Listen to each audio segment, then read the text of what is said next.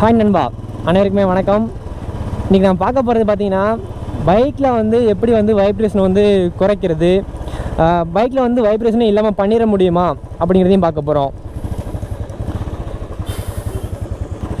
அதாவது Royal Enfield bike அப்படின்னாலே எல்லா கஸ்டமரும் என்ன சொல்லுவாங்க அப்படின்னா, வைப்ரேஷன் வந்து அதிகமாகும் அப்படி சொல்லிட்டு கம்ப்ளைண்ட் பண்ணுவாங்க இல்லையா. முதல்ல பைக்கு வந்து எதனால் வைப்ரேஷன் ஆகுது அப்படி சொல்லி தெரிஞ்சுக்கலாம். அதுக்கப்புறம் பார்த்தீங்கன்னா ப்ராக்டிக்கலாக எந்தெந்த கியரில் போனால் வைப்ரேஷன் வந்து நம்ம குறைக்க முடியும் அப்படிங்கிறதையும் நம்ம பார்க்கலாம். முதல்ல பார்த்தீங்கன்னா அந்த வைப்ரேஷன் வந்து எதனால் ஆகுது அப்படின்னு கேட்டிங்கன்னா, பைக்கோட இன்ஜின் டிசைன் தான் இதுக்கு வந்து காரணம். அதாவது பைக்கோட இன்ஜின் பார்த்தீங்கன்னா அதோட போர் சைஸ் வந்து கொஞ்சம் பெருசாக இருக்கும். அதே மாதிரி பார்த்தீங்கன்னா இன்ஜின்குள்ளே இருக்கிற பிஸ்டன் பார்த்தீங்கன்னா போயிட்டு மேலேயும் கீழேயும் போயிட்டு வர தூரம் பார்த்தீங்கன்னா அதுவுமே கொஞ்சம் பெருசாக வந்து இருக்கும். ஸோ இதனால தான் பார்த்தீங்கன்னா இன்ஜினில் வந்து வைப்ரேஷன் வந்து அதிகமாக வந்து கேட்குது. இப்போ வந்து இந்த போர் சைஸையும் பிஸ்டன் தூரத்தையும் வந்து கம்மி பண்ணிட்டா இப்போ வைப்ரேஷன் வந்து இருக்காது அப்படின்னு சொல்லி கேட்டிங்கன்னா, அதையே அவங்க பண்ண மாட்டாங்க அப்படின்னு சொல்லி கேட்டிங்கன்னா, அதை நம்ம பண்ணோம் அப்படின்னா பைக்கோட சவுண்டு வந்து போயிடும். இந்த டுப்பு டுப்பு டுப்புன்னு கேட்குது இல்லையா, அந்த சவுண்டு வந்து நம்ம போயிடும். ஸோ அதனால தான் பார்த்தீங்கன்னா ராயல் என்ஃபீல்டு தரப்புலேருந்து அதை வந்து சரி பண்ணவே மாட்டுறாங்க. அவங்க நினச்சாங்க அப்படின்னா ஸோ ஈஸியாக பார்த்தீங்கன்னா சரி பண்ணிட முடியும். பட் அவங்க சரி பண்ணாமல் இருக்க காரணம் பார்த்தீங்கன்னா இந்த ஒரு காரணம் தான். இப்போ வந்து பார்த்தீங்கன்னா இன்டர்செப்டர் அப்புறம் மீடியர் அதெல்லாம் லான்ச் ஆக போகுது இல்லையா. இன்டர்செப்டர் வந்து லான்ச் ஆயிடுச்சு. அதெல்லாம் பார்த்தீங்கன்னா ஒரு 130 கிலோமீட்டருக்கு மேலே போனால் தான் வைப்ரேட் அப்படிங்கிறது ஆகுது. இப்போ மீடியர்லாம் பார்த்தீங்கன்னா வைப்ரேட் வந்து ஆகாது அப்படி சொல்லி சொல்கிறாங்க. ஸோ அதெல்லாம் பார்த்தீங்கன்னா இன்ஜின் டிசைனே வந்து சுத்தமாக வந்து வேறு. ஆனால் கிளாசிக் பார்த்தீங்கன்னா முன்னாடி இருந்த மாதிரியே அப்படியே வந்து மெயின்டைன் பண்ணிட்டே வந்துட்டுருக்காங்க. சின்ன சின்ன அப்டேட் மட்டும் பண்ணிட்டு வந்துட்டு இருக்காங்க. ஸோ இவங்க வந்து இன்ஜின் டிசைனவே சுத்தமாக வந்து மாற்றினா மட்டும்தான் அந்த வைப்ரேஷன் வந்து இல்லாமல் பண்ண முடியுமே தவிர, அப்படியே வந்து அவங்க குறைக்க முயற்சி பண்ணாலும் பார்த்தீங்கன்னா இன்ஜினோட சவுண்டு வந்து போயிடும், அந்த டுப்பு டுப்பு சவுண்டு வந்து போயிடும். ஸோ கிளாசிக் 350 பொறுத்த வரைக்கும் பார்த்தீங்கன்னா வைப்ரேஷனை வந்து இல்லாமல் வந்து பண்ணிட முடியாது. இதை வந்து குறைக்க வேணால் பண்ணலாம், அது எப்படின்னு நான் சொல்கிறேன். ஸோ அதுக்கு முன்னாடி பார்த்தீங்கன்னா வைப்ரேஷன் ரிடியூஸ் பிளேட்னு சொல்லிட்டு ஒன்று அறிமுகப்படுத்தினாங்க. ஒரு கார் கம்பெனி பார்த்தீங்கன்னா அதை வந்து அறிமுகப்படுத்தினாங்க. ராயல் என்ஃபீல்டு பைக்குக்காகவே அறிமுகப்படுத்தினாங்க. ஸோ அதெல்லாம் பார்த்தீங்கன்னா தமிழ்நாட்டில் வந்து நிறைய பேர் வாங்கலாட்டியும் இந்தியாவில் நிறைய இடத்துல பார்த்தீங்கன்னா அது வந்து அதிகமாக வந்து விற்பனை ஆச்சு. உற்பத்தி பண்ண அடுத்த நாளே பார்த்தீங்கன்னா நிறைய பேர் வந்து வாங்கிட்டாங்க. ஸோ அந்தளவுக்கு பார்த்தீங்கன்னா விற்பனை வந்து ஆச்சு. பட் அது விற்பனை ஆனாலும் தொடர்ந்து வந்து அதை வந்து விற்க முடியல அவங்களால. அதுக்கு என்ன காரணம் பார்த்தீங்கன்னா, ஒரு 500 ரூபா வந்து இந்த பிளேட் வந்து வந்துச்சு. அந்த 500 ரூபா பிளேட்டை வந்து ஒரு கார் கம்பெனி தயாரித்து விற்கிறாங்க அப்படின்னா, ஒரு ராயல் என்ஃபீல்டு தரப்புலேருந்து ஏன் ஒரு 500 ரூபா செலவு பண்ணி அதை வந்து தயாரிக்க முடியாது இப்படி ஒரு கேள்வி வந்து கண்டிப்பாக வந்து வந்துச்சு. நானும் வந்து யோசித்தேன், என்னடா இது அப்படி சொல்லி யோசித்தேன்.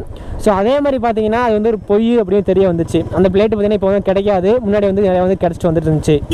ஸோ பார்த்தீங்கன்னா ஒரு எக்ஸ்ட்ரா ஒரு ஃபிட்டிங் போட்டு வைப்ரேஷன் வந்து நம்ம குறைக்கவே முடியாது. அப்படி குறைக்க முடியும் அப்படின்னா அது ராயல் என்ஃபீல்டே அவங்க பண்ணிட்டு போயிடுவாங்க இல்லையா, ஈஸியாக பண்ணிட்டு போயிடுவாங்க. ஒரு 500 ரூபா தான் வந்து வரும். ஸோ இவ்வளோ ரூபாய்க்கு வந்து ஒரு பைக் வந்து மேனுஃபேக்சர் பண்ணுறாங்க, 2 லட்ச ரூபாய்க்கு மேலே வந்து விற்பனை பண்ணுறாங்க. ஒரு 500 ரூபா செலவு பண்ணி அதை பண்ணிட மாட்டாங்களா? ஸோ இப்படி பார்த்தீங்கன்னா யாரும் எதை சொன்னாலும் நம்பாதீங்க. ஒரு பிளேட் வாங்கி போடுங்க, இந்த மாதிரி எக்ஸ்ட்ரா ஃபிட்டிங் போட்டுன்னா வைப்ரேஷன்லாம் ஆகாது அப்படி சொன்னால் அதெல்லாம் நம்பாதீங்க. ஸோ அதெல்லாம் பார்த்தீங்கன்னா போய் தான். ஆனால் வைப்ரேஷன் வந்து நம்ம குறைக்க முடியும் கண்டிப்பாக. பார்த்தீங்கன்னா கரெக்டாக அந்த கியர் ஷிஃப்டிங் இருக்கு இல்லையா, ஸோ அது வந்து நம்ம கரெக்டாக பண்ணுறோம் அப்படின்னா வைப்ரேஷன் வந்து நம்ம கண்டிப்பாக வந்து குறைக்க முடியும். ஸோ அது எப்படி அப்படிங்கிறத ப்ராக்டிக்கலாக வந்து இப்போ பார்த்துடலாம். அதாவது ஒவ்வொரு கியருக்கும் பார்த்தீங்கன்னா ஒவ்வொரு ஆவரேஜ் ஸ்பீடுன்னு ஒன்று இருக்கும். அந்த ஆவரேஜ் ஸ்பீடில் வந்து நம்ம கரெக்டாக போகிறோம் அப்படின்னா அந்த வைப்ரேஷன் அப்படிங்கிறது நமக்கு வந்து தெரியாது. இப்போ பார்த்தீங்கன்னா வைப்ரேஷன் அப்படிங்கிறது தெரியுது, உங்களுக்கு தெரியுதான்னு தெரியல, ஆனால் வைப்ரேஷன் வந்து கண்டிப்பாக வந்து இருக்குது. ஆனால் கொஞ்சம் தூரத்தில் நின்று பார்த்தோம் அப்படின்னா அந்த வைப்ரேஷன் அப்படிங்கிறது தெரியாது நமக்கு. இப்போ பாருங்களேன், ஸோ இப்போ பார்த்துக்கோங்க வைப்ரேட் ஆகுது.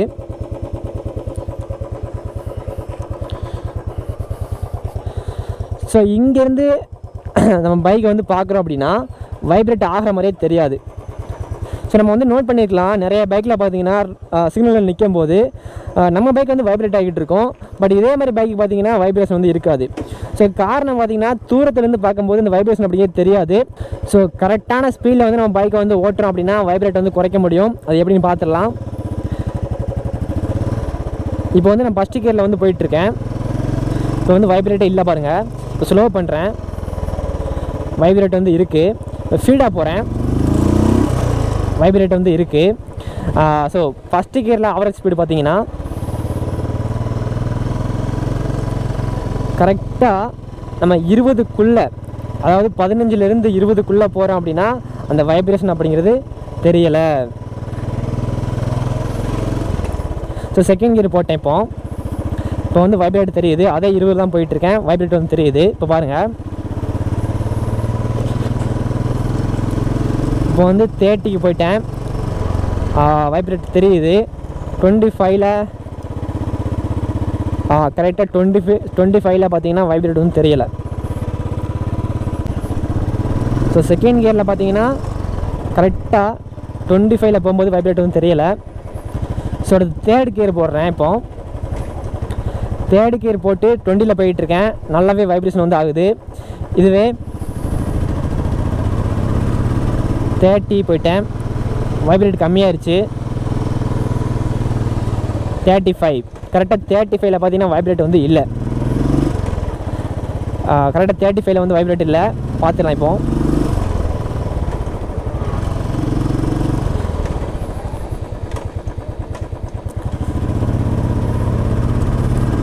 ஸோ 35 to 40ல் பார்த்தீங்கன்னா வைப்ரேஷன் சுத்தமாக வந்து கிடையாது. 40ல் வந்து பார்த்தீங்கன்னா வைப்ரேஷன் வந்து சுத்தமாக வந்து இல்லவே இல்லை. ஸோ ஒவ்வொரு கியருக்கும் பார்த்தீங்கன்னா கரெக்டான ஆவரேஜ் ஸ்பீடை ஸ்க்ரீன்லேயே நான் போட்டு விட்டுறேன். ஸோ அடுத்து 4th கியரில் வந்து நம்ம ட்ரை பண்ணி பார்க்கலாம். ஸோ கைஸ் பார்த்தீங்கன்னா நான் 4th கியரில் வந்து இருக்கேன். கரெக்டாக பார்த்தீங்கன்னா 40ல் வந்து போயிட்டுருக்கேன். லைட்டாக வந்து வைப்ரேஷன் வந்து இருக்குது. இப்போ அதுவே 55ல் வந்து போகிறேன். வைப்ரேட் வந்து இல்லை. ஸோ 55ல் போனால் வைப்ரேட் வந்து இல்லை. இன்னொரு ட்ரை பண்ணி பார்க்கலாம்.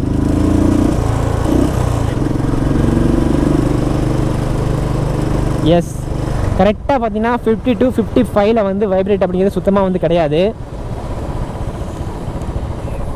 ஸோ அடுத்து பார்த்தீங்கன்னா 5th கியரில் போட்டு போகலாம்.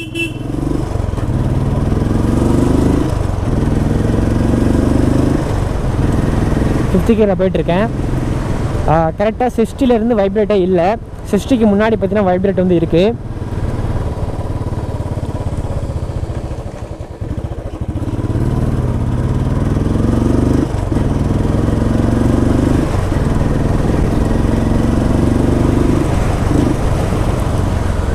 ஸோ 70க்கு கிட்ட வரும்போதெல்லாம் வைப்ரேட் சுத்தமாக தெரியல. 5th கியரில் பார்த்தீங்கன்னா கரெக்டாக ஒரு 60லேருந்து 8க்குள்ளே பார்த்தீங்கன்னா வைப்ரேட் அப்படிங்க இருக்காது.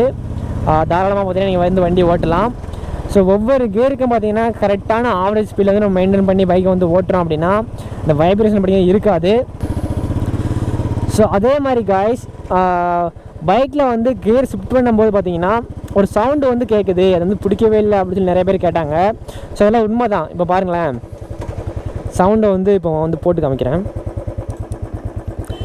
ஸோ இப்போ பார்த்தீங்கன்னா ஃபஸ்ட் கியர் வந்து போடுறேன், சவுண்டு கேட்குது இல்லையா.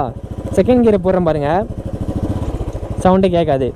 ஸோ தேர்ட் கியர் போடுறேன், சவுண்டு கேட்கல. இப்போ அப்படியே குறைக்கிறேன் பாருங்கள், சவுண்டு வந்து கேட்கும்.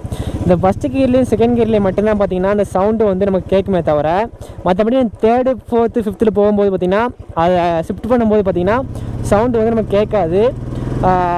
ஸோ இது வந்து நம்ம வந்து ஒன்றுமே பண்ண முடியாது. பைக்கோடு வந்தது சவுண்டு வந்து கண்டிப்பாக கேட்க தான் செய்யும். அதை வந்து நம்ம அட்ஜஸ்ட் பண்ணி தான் ஆகணும். ஸோ இது வந்து நம்ம எதுவுமே பண்ண முடியாது. ஓகேங்களா. ஸோ வைப்ரேஷன் குறைக்கான ஒரே வழி பார்த்திங்கன்னா இது ஒன்று தான். இது வந்து ட்ரை பண்ணி பாருங்கள். கண்டிப்பாக வந்து நான் சொன்ன மாதிரி வந்து ட்ரை பண்ணி பாருங்கள். வந்து கரெக்டாக வந்து பைக் ஓட்டலாம். ஸோ அடுத்து பார்த்தீங்கன்னா வீட்டுக்கு போகணும். பைக்கோட செயின் பார்த்தீங்கன்னா க்ளீன் பண்ணணும். ஃபஸ்ட்டு பார்த்தீங்கன்னா ஒரு 450 கிலோமீட்டர் என்னமோ நான் வந்து பைக் செயின் வந்து க்ளீன் பண்ண நினைக்கிறேன். உங்களுக்கு கூட ஒரு வீடியோ வந்து போட்டிருப்பேன்.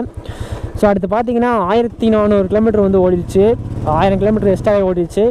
ஸோ இப்போ பார்த்தீங்கன்னா நான் வந்து க்ளீன் பண்ண போகிறேன். இன்னைக்கு க்ளீன் பண்ணணும். க்ளீன் பண்ணி லூப் வந்து அடிச்சு விடணும்.